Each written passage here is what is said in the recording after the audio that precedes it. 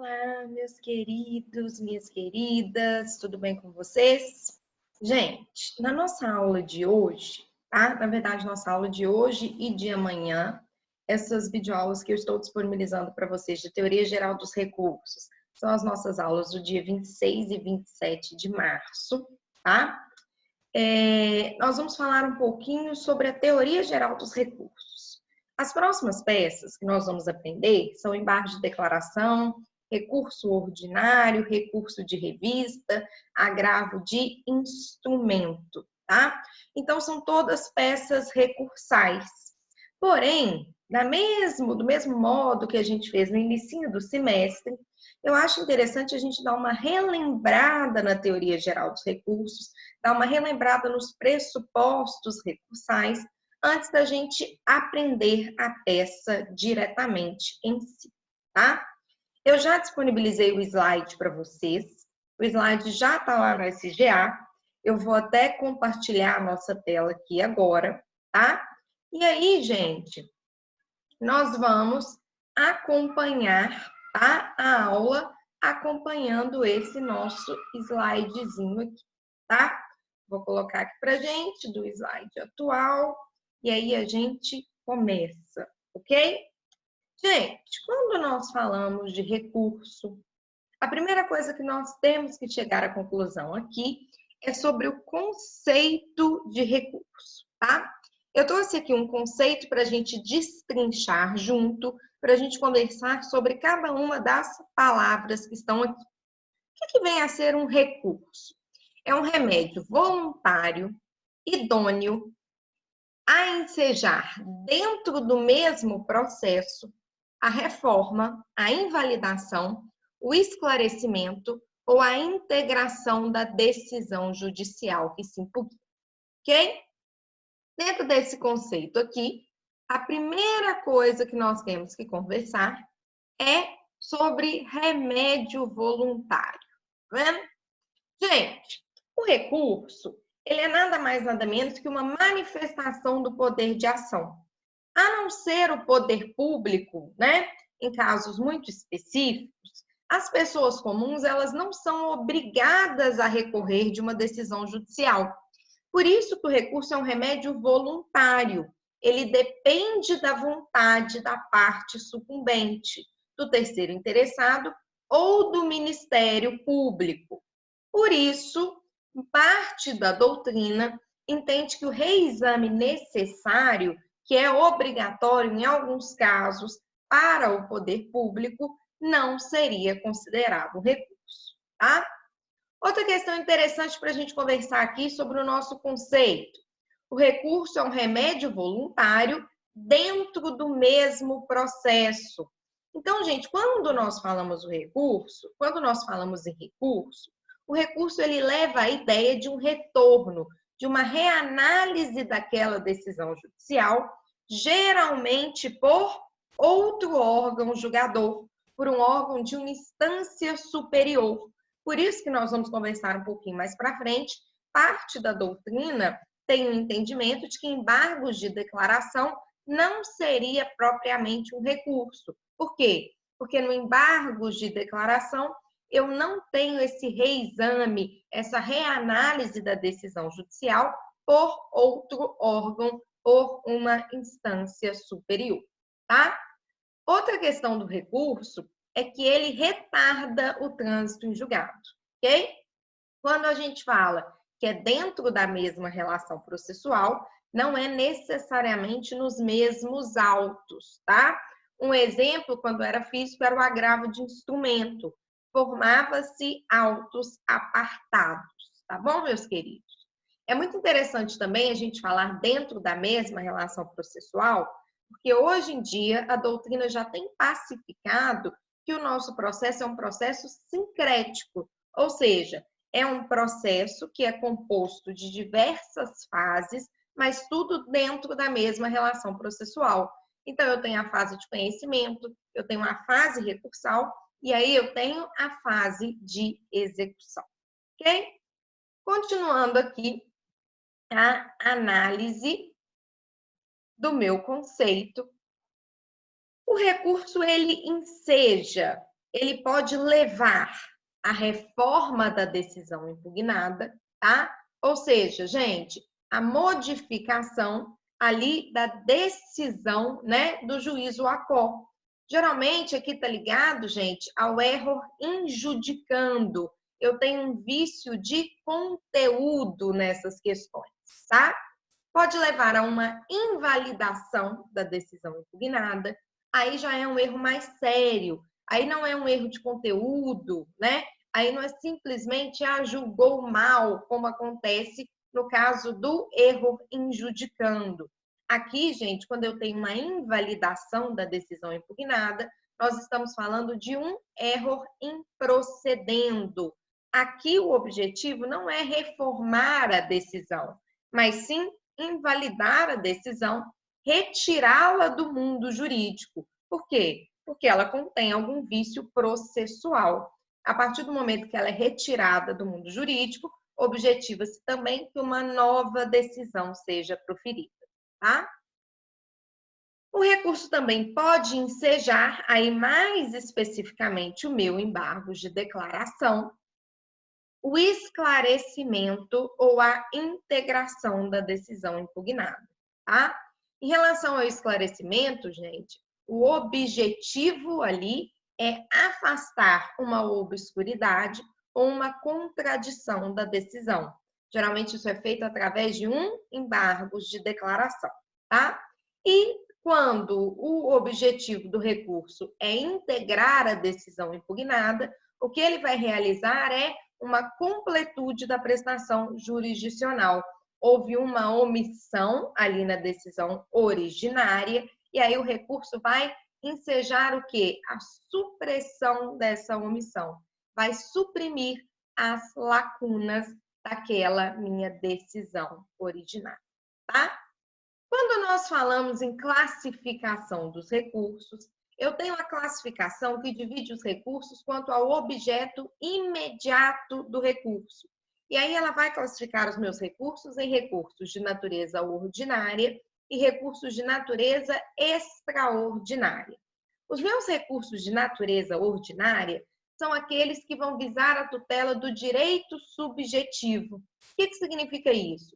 Eles vão permitir uma rediscussão ampla da matéria, seja de fato ou seja de direito. Nos recursos de natureza ordinária, gente, basta que a parte sucumbente esteja insatisfeita com o teor da decisão. E estando a parte insatisfeita com o teor da decisão, ela interpõe um recurso buscando o quê? Buscando a modificação dessa decisão, a invalidação, o esclarecimento ou a integração, como nós vimos. A característica principal aqui dos meus recursos de natureza ordinária é que eles permitem, né, que a instância superior analise tanto fatos quanto provas e também o direito. Então, quando nós falamos de recursos de natureza ordinária, a instância superior, ela reanalisa tudo daquele bojo processual, tá? E não apenas o que foi contrário ao direito, como vai acontecer nos nossos recursos de natureza extraordinária. Quais são os exemplos aqui dos meus recursos de natureza ordinária? O próprio recurso ordinário, né? O próprio nome já nos ajuda aí. O agravo de petição e o embargo de declaração.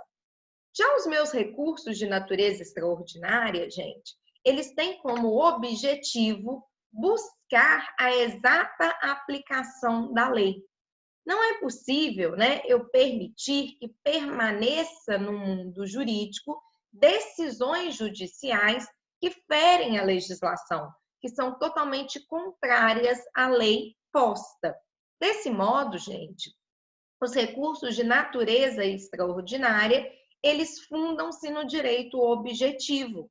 O recurso de natureza extraordinária, então, ele busca conformar aquela decisão com a legislação. Ele busca conformar aquela decisão, colocar aquela decisão de acordo com o direito posto, tá? Devido a isso, gente, como o objetivo dela é apenas, né, compatibilizar a decisão e a lei, impede-se nos recursos de natureza extraordinária uma verificação fática, tá? Não é possível o reexame de provas. Aqui, nos recursos de natureza extraordinária, é possível apenas uma análise do direito, tá? Súmula 126 do TST. Um exemplo de recurso de natureza extraordinária aqui é o nosso recurso de revista, tá? Vou dar um exemplo para vocês, mais ou menos, de como que funciona, tá? Do que pode ser analisado e o que não pode ser analisado no recurso de natureza ordinária e no recurso de natureza extraordinária. Pensem no seguinte, gente, pensem que eu tive uma decisão de primeiro grau, tá? Em que ficou estabelecido que o reclamante prestou 20 horas extras, tá? E na decisão, o juiz condenou o reclamado a pagar a pagar apenas 10 horas extras com adicional de 40%. Ou seja, gente, durante toda a instrução processual ali, ficou-se provado que o reclamante prestou 20 horas extras, mas em sentença, o juiz de primeiro grau apenas proveu 10 horas extras e mandou que aquelas horas extras fossem pagas com adicional de 40%. Em recurso ordinário, o reclamante, agora o nosso recorrente, recorre dessa decisão.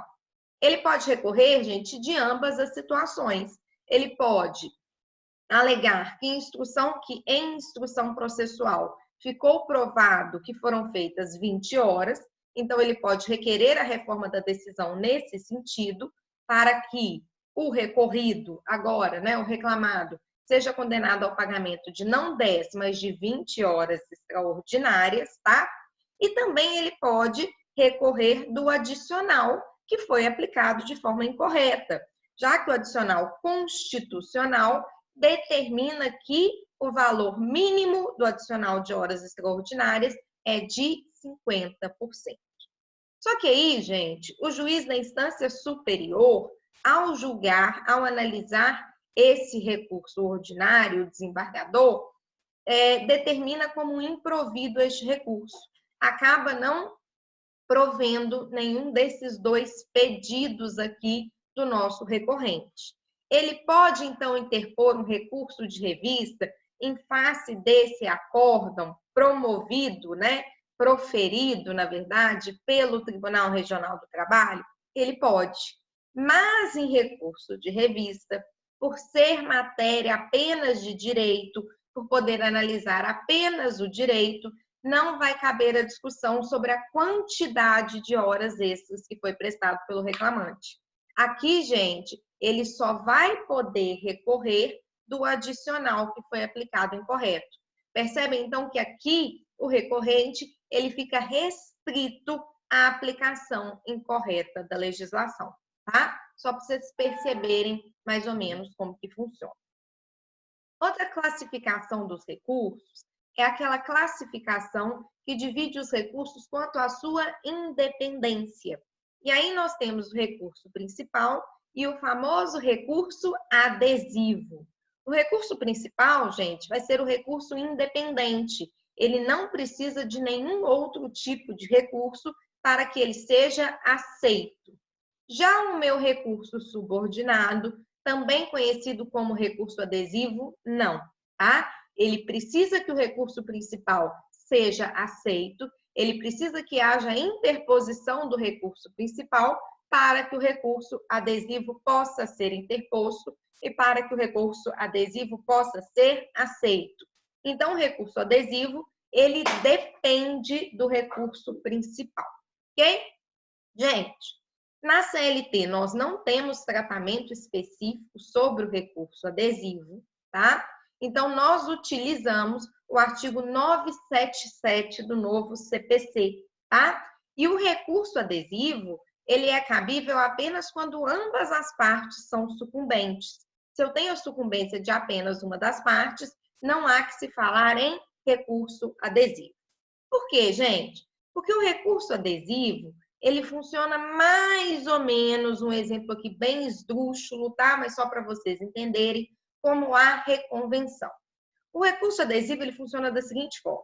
Eu tive uma sentença em que ambas as partes eram sucumbentes. Mas, para uma das partes, aquela decisão, embora não fosse ideal, tá? Porque a parte também foi sucumbente, ela perdeu, a pessoa decide não recorrer. Ela fala, tudo bem, essa decisão aqui não foi ideal, eu fui sucumbente.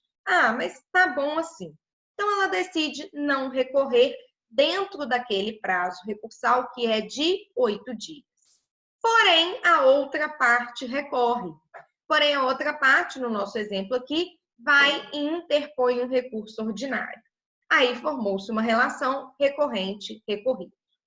A partir do momento que aquele recorrido recebe a notificação da interposição de um recurso principal, no caso, pelo recorrente, aí ele se indigna. Ele vira e fala, não, peraí, eu não ia recorrer, para mim estava tudo bem. Mas se a outra parte decidiu recorrer, eu não vou deixar barato, não. Agora eu também quero recorrer daqueles pedidos em que eu fui sucumbente. Então, é assim que funciona o meu recurso adesivo. Há a interposição do recurso principal, o recorrido ele é intimado para contrarrazoar e no prazo das contrarrazões, ele pode apresentar tanto uma contrarrazão como também um recurso adesivo. Só que aí, gente, como o meu recurso adesivo ele é um recurso subordinado, a parte, né, a parte recorrida aqui no caso, ela vai ficar subordinada à admissibilidade do recurso principal para que o recurso adesivo possa ser conhecido. Então, se o recurso principal não venha a ser admitido, porque, por exemplo, falta algum dos pressupostos, né? Dos pressupostos específicos para a admissibilidade do recurso, o recurso adesivo também não será provido, não será admitido, na verdade, tá? Então, gente, devem ser observados para a interposição do recurso adesivo todos os requisitos de admissibilidade do recurso principal, fora a tempestividade, porque a tempestividade aqui do recurso adesivo vai ser o prazo das contrarrazões, tá? Eu trouxe aqui para vocês a súmula do TST que trata sobre o recurso adesivo. É a súmula 283. Dá uma olhadinha aí comigo. O recurso adesivo, ele é compatível com o processo do trabalho e cabe no prazo de 8 dias, nas hipóteses de interposição de recurso ordinário, de agravo de petição, de revista e de embargos, sendo desnecessário que a matéria nele veiculada esteja relacionada com a do recurso interposto pela parte contrária. Gente, da leitura aqui da súmula 3283, então, nós chegamos a 3 conclusões. O primeiro, 4, na verdade, né? O primeiro, é cabível o recurso adesivo na Justiça do Trabalho. O recurso adesivo, o prazo dele é de 8 dias. Cabe recurso adesivo apenas no recurso ordinário, agravo de petição, recurso de revista e embargos. E, gente, o recurso adesivo, ele visa impugnar, tá? Os pedidos em que a parte foi sucumbente. Então, é por isso que é desnecessário que a matéria veiculada nele tenha uma relação com a matéria vinculada no recurso principal. Lembrem, gente, eu sempre converso isso com vocês em sala de aula, que toda vez que nós vamos redigir uma peça processual, eu tenho que pensar qual que é o objetivo daquela peça. O objetivo do recurso é impugnar decisões, é impugnar sentença, é impugnar acórdão. Então, o único requisito aqui em relação à matéria é que você tem que estar impugnando um pedido em que você foi sucumbente ali naquela decisão, naquela sentença ou naquele acórdão que você visa, né, buscar a reforma, o esclarecimento, a integração ou até mesmo a invalidação, tá? Então, não é que o seu recurso adesivo ele tem que ter relação com a matéria veiculada no recurso principal. Não. Ele tem que ter relação com o que está disposto na decisão que você pretende impugnar. E lembra que você só pode impugnar num recurso os pedidos no qual você foi sucumbente. Se você ganhou tudo, se você foi vencedor, não há razão para impugnação. Ok? Gente, fiquem aí. No nosso próximo bloco, nós vamos conversar sobre o juízo de admissibilidade, tá bom? E vamos conversar também sobre os pressupostos recursais. Até daqui a pouquinho, fiquem aí comigo.